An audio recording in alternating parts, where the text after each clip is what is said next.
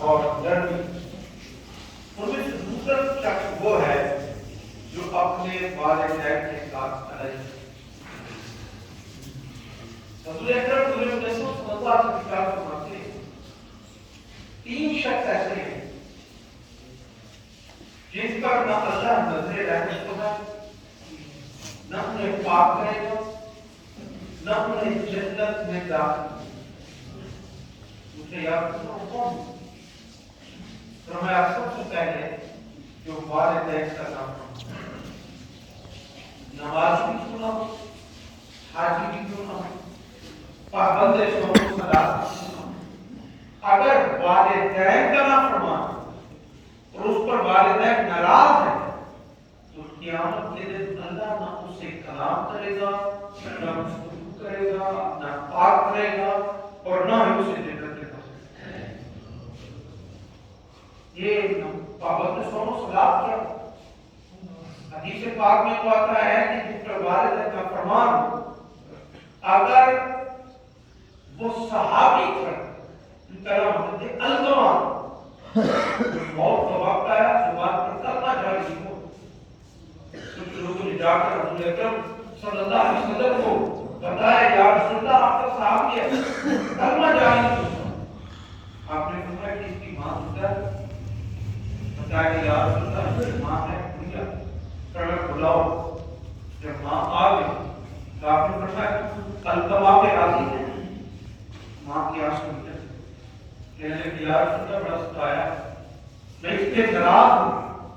رسول اکرم صلی اللہ علیہ وسلم جو دشمنوں کو معاف کر دیتے ہیں، آپ فرمانا یکسر ترقی کرو، آگ جلاؤ، جس پر ماں ناراض ہو، میں محمد بھی ناراض ہوں، میرا خدا بھی ناراض ہوں، اور میں اس کو خود آگ میں ڈالوں گا۔ اس بھیا کو پتہ چلا، آپ کیا کرتے ہو؟ فرمایا تو ماں ہے نا، تیرے بچوں کو چڑھاؤں گا۔ کہنے لگے یا رسول اللہ وہ جتنا بھی نافرمان ہے ایسے میرا بیٹا نا، میں راضی ہوتی ہوں اسے آپ میں نہ ڈالو۔ حضور نے فرمایا جاؤ اب دیکھو، جا کے دیکھا تو اس کے جواب پر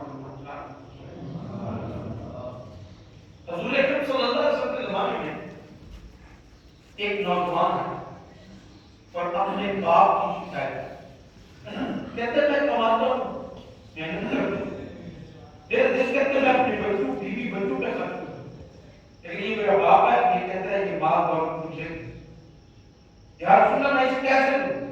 میرے اپنے بچے ہیں۔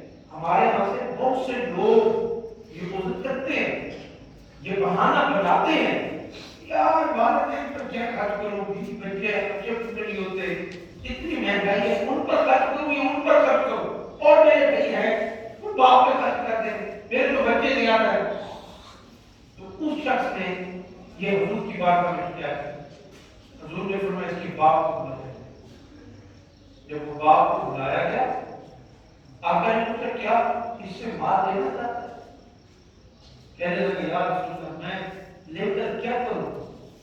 میں تو اتنا لینا چاہتا ہوں کہ میری بیٹی اس کی چھٹیاں ہیں ان پر خرچ کر سکوں، میرے کوئی دوست مہمان آتے ہیں ان پر خرچ کر سکوں۔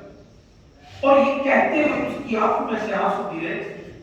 اللہ نے جبریل کو بھیجا اور میں جبریل جا میرے محبوب کو کہے یہ جب اس کو بلایا اور اس کو پتہ چلا کہ میرے بیٹے نے آقا کی بارگاہ میں میری شکایت کی ہے تو یہ دل ہی دل میں عرب کیونکہ فصیح لوگ ہوتے تھے، شعر و شعری آتا ہے جو دل میں اس کے اشعار ہیں جو ابھی تک زبان پر نہیں ہے، ذرا اسے سنو تو صحیح۔ رسول اکرم صلی اللہ علیہ وسلم نے فرمایا کہ جب تو آ رہا تھا تیرے دل میں کچھ اشعار تو بنا رہا تھا، ابھی زبان پر نہیں ہے، وہ ذرا سنا۔ کہتے ہیں یا رسول اللہ ہم پہلے بھی یہ جو غیب کی باتوں پر اللہ آپ کو مطلع کرتا ہے اس پر یقین رکھتے تھے، آج تو اور یقین پڑ گیا۔ وہ میرے دل کا خیال تھا، کسی میرے کانوں نے نہیں سنا، لیکن آپ کو علم ہو گیا کیونکہ آپ نے اپنے نبی آپ نے فرمایا سناؤ۔ تو شخص نے جو اشعار کہے نبی میں اس کا ترجمہ بتا دیتا ہوں۔ کہنے لگے یا رسول اللہ میرے دل میں یہ باتیں آ رہی تھی کہ اپنے بیٹے کو مخاطب کر کے کہہ رہا تھا کہ فسوکا من مولودی، جب تو پیدا ہوا تھا تیری غذا پر میں یاد رکھتا تھا. ارے رات کو تجھے نیند نہیں آتی تو میری نیند اڑ جاتی تھی. تجھے تکلیف میں دیکھتا تھا تو میرا جگر پھٹنے پہ آ جاتا تھا. میں سارا دن کماتا اس نیت سے کماتا تھا کہ اپنے بچوں کی پڑھنے زیادہ اچھے طریقے سے کر پاؤں. آج جب میں کمزور ہو گیا, آج جب میں بوڑھا ہو گیا, آج میرے ہڈیوں میں طاقت نہ رہی, میں نے تو اپنا مال تجھ پہ لٹایا تھا اور تو ہے کہ اپنے مال سے مجھے محروم کر جاتا ہے. وہ شخص تربی میں یہ اشعار کہیں جا رہا تھا, ادھر جو ماں کے سردار کی آپ اس کو ٹکر کرے. میرے آقا دو عالم صلی اللہ علیہ وسلم ہچکی بھانپ کے رونے لگی ان کی یہ بات سن کے.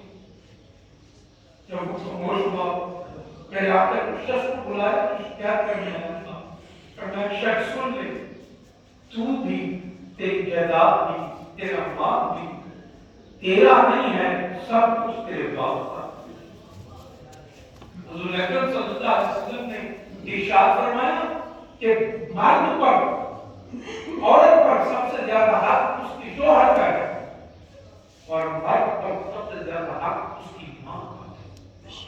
تو حضور اکرم صلی اللہ علیہ وسلم فرماتے ہیں کہ اگر تو چاہتا ہے دنیا میں بھی تیری رب حفاظت کرے اور آخرت میں تجھے جنت بھی دے, اپنے ماں باپ کی خدمت کرے.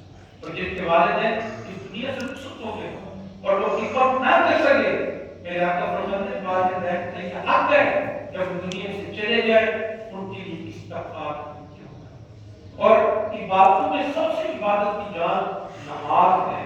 اللہ نے نماز میں ہمیں طریقہ بتایا کہ جب نماز پڑھے تو آ کر رب جعلنی مقیم الصلاۃ ومن ذریتی ربنا تقبل دعا ربنا اغفر لي ولوالدي وللمؤمنین یوم یقوم الحساب. فرمایا تو نماز کے اندر بھی اپنے والدین کی حفاظت کر. اور قبر میں بچہ جاتا ہے اس کے درجے بلند ہونے لگ جاتے ہیں. بندہ حیران ہوتا ہے کہ ہم لوگ بس ختم ہو گئے, اب میرے درجے کیسے بلند ہو رہے ہیں. وہ قبر میں سوال کرتے ہیں پروردگار میں عمل کوئی نہیں کر رہا, میرے درجے بلند ہے, کیا قبر میں مقام بلند ہو رہا ہے.